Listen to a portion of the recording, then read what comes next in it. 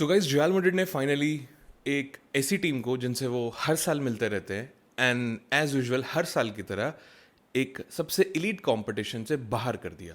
And मुझे इस चीज़ से कोई प्रॉब्लम नहीं है कि उन्होंने इससे बाहर करा। मुझे रियल मैड्रिड से एक सबसे बड़ी प्रॉब्लम ये है कि उन्होंने एक मेंटल अनस्टेबल आदमी को इतना ज़्यादा परेशान कर दिया कि वो आदमी जाके रेफरीज को चुम्मियाँ देने लग गया।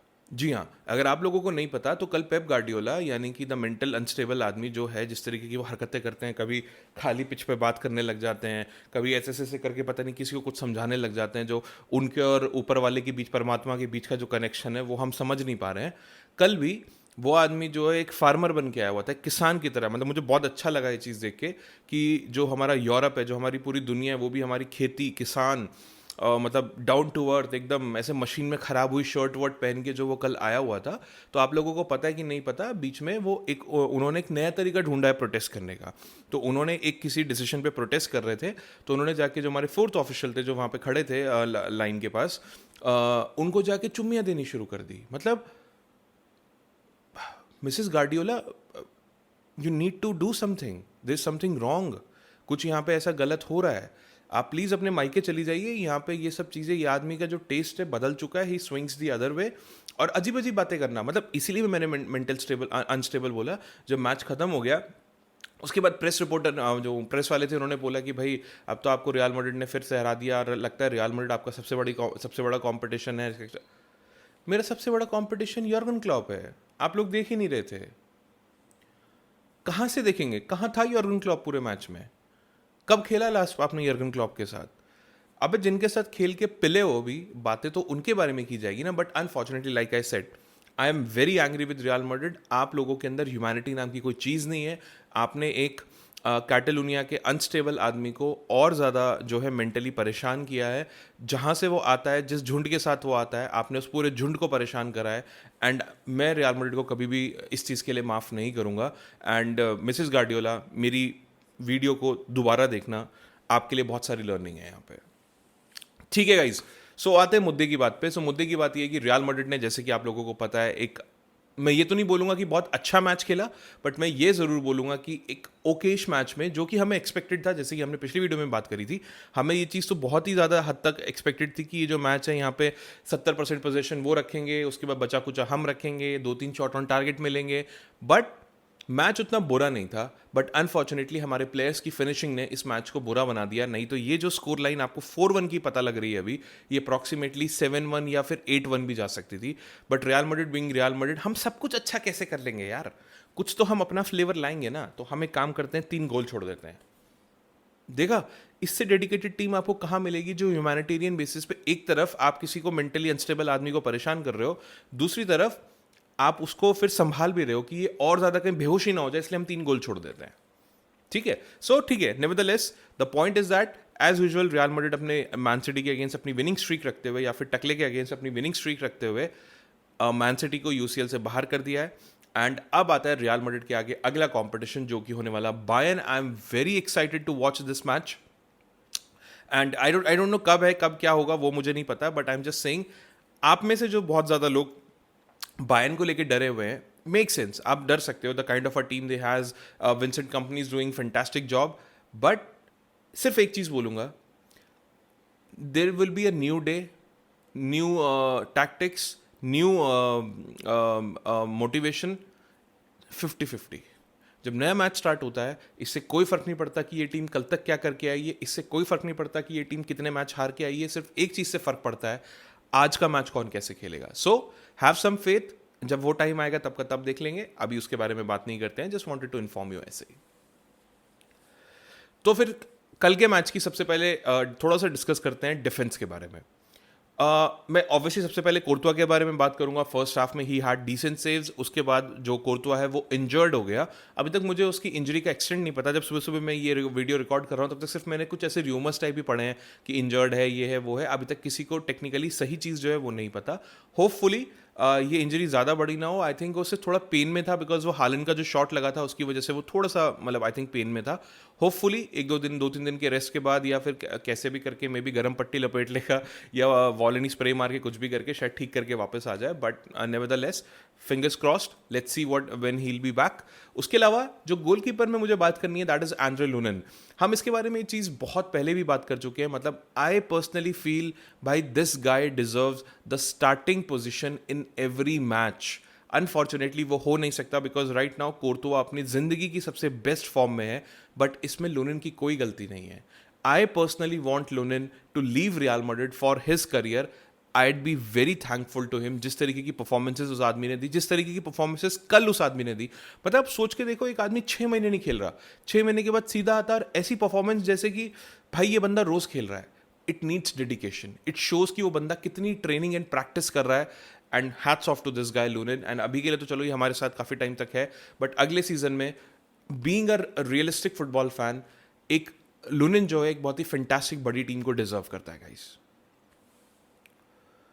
उसके बाद बात करते हैं डिफेंस की। स्टार्ट करते हैं ट्रेंट अलेक्जेंडर आर्नोल्ड से। मेरे हिसाब से ट्रेंट अलेक्जेंडर आर्नोल्ड का थोड़ा सा बेटर मैच था in comparison to last match.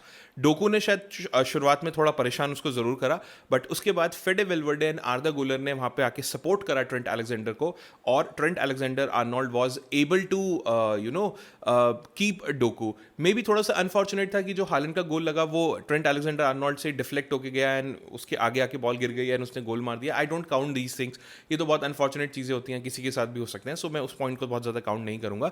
But overall I am very happy with Trent Alexander Arnold, how he is slowly adapting. And मैं आपको लिख के दे रहा हूं, मैं आज आपको इस वीडियो पे बता रहा हूं, Trent Alexander Arnold will be the key in your Bayern match. उसके बाद बात करते हैं हमारी बेस्ट सेंटर बैक पेयरिंग की as of now, which is ग्रीनहाउसन एंड एंटोनियो रुडिगर। मुझे ऐसा लगता है कि रुडिगर ने पूरे मैच में शायद ही कहीं पे कुछ गलत कदम रखा होगा या कुछ गलत किया होगा। He had a fantastic night. हालन को बढ़िया से, हालन को दोनों ही मार्क कर रहे थे कहीं ना कहीं, अच्छे तरीके से होल्ड करके रखा। उसके बाद हर तरीके से आप पासिंग करी, डिफेंडिंग करी। मुझे ऐसा लगता है कि रुडिगर ने बीइंग अ लीडर ये दिखा दिया कि क्यों मैं इस टीम का लीडर हूं, एंड मुझे ऐसा लगता है क्यों मैं one of the world's best defender हूं। And I am very happy with Rudiger. Let's see how this performance goes.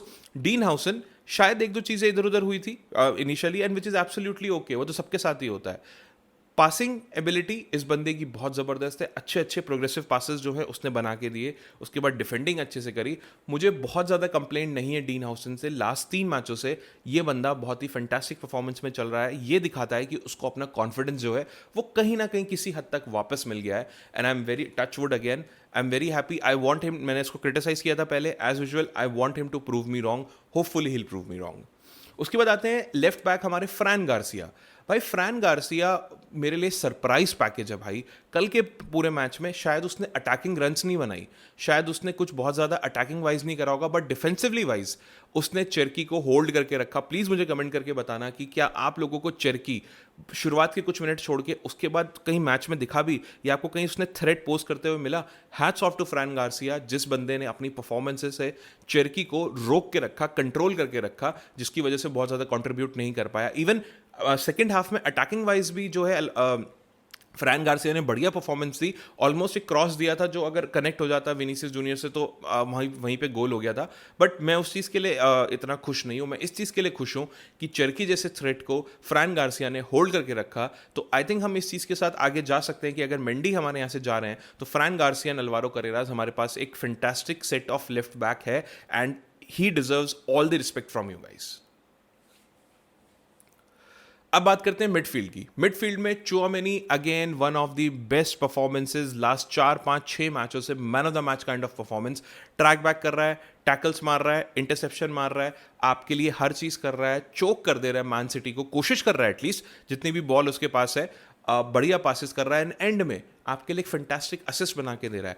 What else do you need from Tchouameni मेरे भाई? मैं उन लोगों से ये सवाल पूछ रहा हूँ जो काइसेडो को उठा के भगवान बना देते हैं, जो और भी किसी प्लेयर को भगवान बना देते हैं।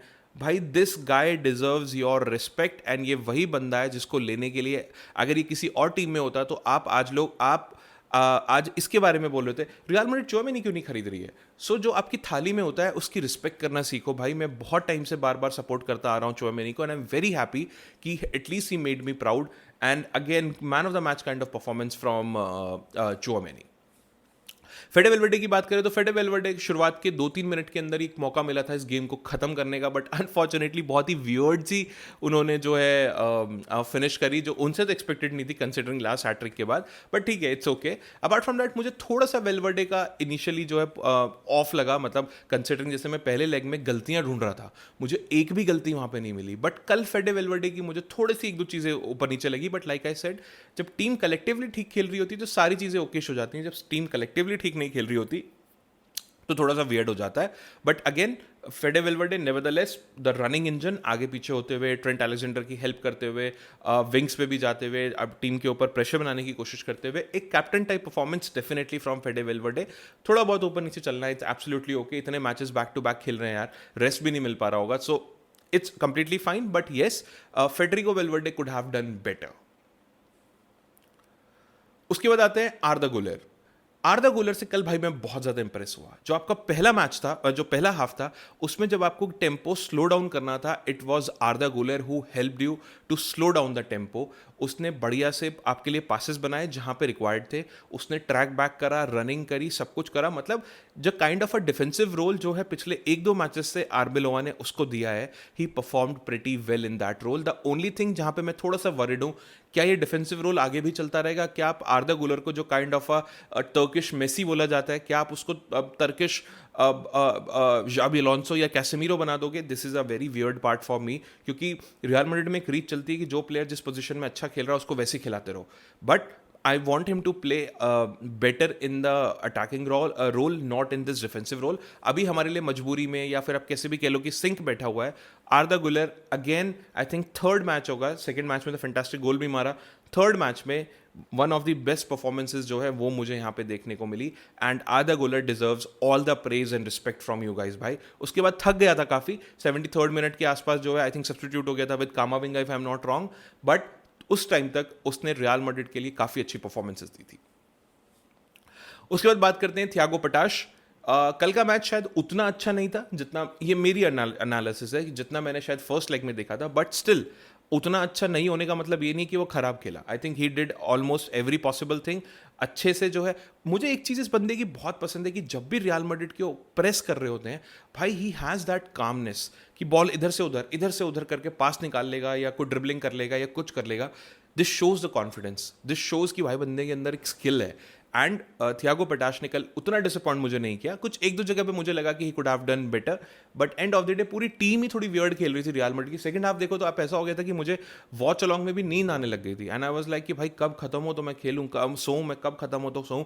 और मुझे ऐसा लगता है सेकंड हाफ में even man city was also done कि यार कुछ नहीं होने वाला, अब छोड़ो भाई, जीत ही गए ये वो। But Thiago potash definitely I am very happy with him, may be could have done better. Please मुझे कमेंट करके बताइएगा कि आपको थियागो पटाश की परफॉर्मेंस कैसी लगी। अब आते हैं हम अपने आगे वाले भैयाओं के ऊपर, Brahim Diaz and Vinicius Junior. सबसे पहले Brahim Diaz, so congratulations to Brahim Diaz. AFCON ने जो है सेनेगल का जो ट्रॉफी जीती थी एफकॉन की, उसको नल एंड वॉइड कर दिया है।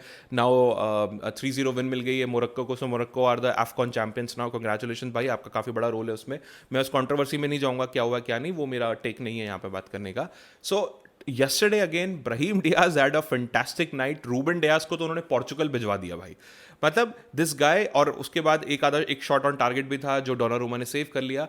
सो Brahim Diaz I personally feel is in the form of his life. वो आपके लिए ड्रिबल कर रहा है, वो आपके लिए ट्रैक बैक कर रहा है, वो आपके one of the world's best defenders को इधर उधर गिरा पिटा के उनको घी पिला देता है बिल्कुल, एंड शॉट्स ऑन टारगेट ले रहा है। ये इससे प्रॉब्लम क्या होती है कि मैन सिटी को लगता है कि यार इसे विनीसियस को नहीं रोकना है, इस बंदे को भी रोकना पड़ेगा भाई, ये भी कुछ हमारे लिए अच्छा कर रहा है, जिसकी वजह से विनीसियस के लिए भी स्पेस बनता है, बाकी टीम के लिए भी स्पेस बनता है। मुझे ऐसा लगता है कि अगर आप मुझसे पूछो, आरबी लोवा को इस टीम में कुछ भी चेंज करने की जरूरत नहीं है, अगर पॉसिबल हो, कंसिडरिंग फटीग, रेस्ट देना है, क्या करना है, अगर पॉसिबल हो इसी टीम को आप कॉन्टिन्यूस खिलाओ, why do you have to take risk? मैं कह रहा हूँ अंबापे को भी बेंच रखो, I don't have any problem. Bellingham को भी, बेलिंगम तो खैर अभी चलो आया ही नहीं है, जिसको बेंच रखना है रखो, बट इस टीम से ज़्यादा पंगेबाजी मत करो, इंक्लूडिंग ब्रहीम डियाज। कोई ज़रूरत नहीं है मासूम को भी खिलाने की, जो अच्छा परफॉर्म कर रहा है मेरिट के बेसिस पे उसको ही खिलाओ, and Brahim Diaz deserves all the praise. अब आता है लास्टली विनीसियस जूनियर। मुझे यार इस बंदे की ना कभी कभी बातें समझ में नहीं आती। कभी कभी ऐसी परफॉर्मेंसेस कि आप बोलोगे भाई यार मैं ही गलत था, ये बंदा इतना अच्छा खेल रहा है, उसके बाद अगले टाइम ये कुछ ऐसा कर देगा कि आप बोलोगे अबे निकल यहाँ से, चल तू नहीं चाहिए मेरे को टीम में। Yesterday also the kind of a performance, आपने पेनल्टी अर्न करी, आपने पेनल्टी स्कोर करी, उस टाइम तक आप बिल्कुल जब भी मौका मिल रहा है आपने मैन सिटी के लिए बहुत अच्छे, आपने उनको बिल्कुल धर के पेला, जो वेलवर्डे के लिए पास जाना था वो भी आपने निकाला। उसके बाद आपने अपनी ऑलमोस्ट 3 गोल्स जो काइंड ऑफ अ सिटर, बिल्कुल ईजी गोल्स थे, वो आपने छोड़ दिए यार। आप जस्ट इमेजिन करो कि अगर वो गोल्स आप स्कोर कर देते, आपने आज धज्जियां उड़ा दी थी मैन सिटी की, एंड आपको एक इतना ज़बरदस्त कॉन्फिडेंस मिलता जो आपको आगे के मैचेस में भी काम आता। बट विनीसियस बीइंग विनीसियस, उन्होंने वो दोनों तीनों चांस छोड़ दिए। मैं ये नहीं कह रहा हूँ कि मैच बेकार खेला विनीसियस ने, डेफिनेटली जैसे मैं हर बार बोलता हूँ बहुत और भी कंपोनेंट्स होते हैं मैच के जो बताते हैं कि प्लेयर अच्छा खेल रहा है कि बुरा खेल रहा है, बट विनीसियस जूनियर से जो कंपोनेंट की मुझे उम्मीद है, that is goal, assist, progressive runs etcetera, उसमें मैं थोड़ा सा डिसअपॉइंटेड हूँ। But again I am not that much disappointed with Vinicius junior कि मैं बोलूँ हाँ यार ये पूरा मैच ही बेकार खेला है, इसको निकालो, ये वो, ऐसा नहीं है। He played well, but yes he could have done better. And वो जो 3 गोल उन्होंने, मैं टेक्निकली 3 गोल नहीं गिनूंगा, प्लीज़ मुझे कमेंट करके बताना क्या 3 से ज़्यादा भी थे, बट जितने गोल मुझे अभी दिख रहे हैं उन गोलों के हिसाब से तो मुझे ऐसा लगता है कि विनीसियस जूनियर को थोड़ा सा बेटर करने की जरूरत है, एटलीस्ट मैन सिटी जैसी टीम्स के अगेंस्ट, एटलीस्ट इन टीम्स के अगेंस्ट। और अभी तो एटलेटिको मैड्रिड का मैच भी आने वाला है जो मंडे मॉर्निंग होगा, यानी कि संडे रात को होगा हमारे यहाँ पे, तो मुझे ऐसा लगता है कि काफ़ी हद तक जो चीज़ें हमें इंप्रूव करने की जरूरत है। But let's see, I think again मैं मुझ जैसे 2 कौड़ी के यूट्यूबर को ये चीज़ दिख रही है तो खुद को विनीसियस को भी दिखती होगी। So let's see about that, but overall it was a decent match, okayish match, everything was expected. हम सबको पता था मैन सिटी चढ़ के खेलेगी, हम सबको पता था कि हम सबको ये नहीं पता था कि बर्नार्डो सिल्वा रेड कार्ड खा जाएगा ऐसे करके और उसके बाद उसको सेलिब्रेट भी करेगा। वेरी गुड, मतलब इनको लगा कि कुछ नहीं, ओ भाई मजा आ गया, क्या डिफेंडिंग कर दिया तेरा भाई ने, और उसके बाद रेड कार्ड, अबे क्या बोल रहा है। सो वो तो बिल्कुल ही फनी, बट हाँ ये हमको पता था कि वो लोग चढ़ के खेलेंगे, 70% पोजीशन रखेंगे, हमें बॉल बिल्कुल नहीं देंगे, एक्सेट्रा एक्सेट्रा एक्सेट्रा। उसी तरीके की परफॉर्मेंस मैन सिटी ने दी, इवन दो 10 प्लेयर होने के बावजूद they played pretty well, but ठीक है, दैट्स इट। उनको खेलना ही था, उनको इंटेंसिटी हाई करनी थी, तो वो खेलेंगे ही वैसा। रियल मैड्रिड थोड़ा डिफेंसिवली खेल रही थी, I am absolutely okay with that. अब इस वीडियो को खींचने को तो और लंबी भी कर सकते हैं, बट मुझे ऐसा लगता है कि डिसेंटली हमें जिन जिन के बारे में बात करने की जरूरत थी वो हमने कर ली। अगर आपको वीडियो अच्छी लगी हो तो please share it to the friends and subscribe to my channel.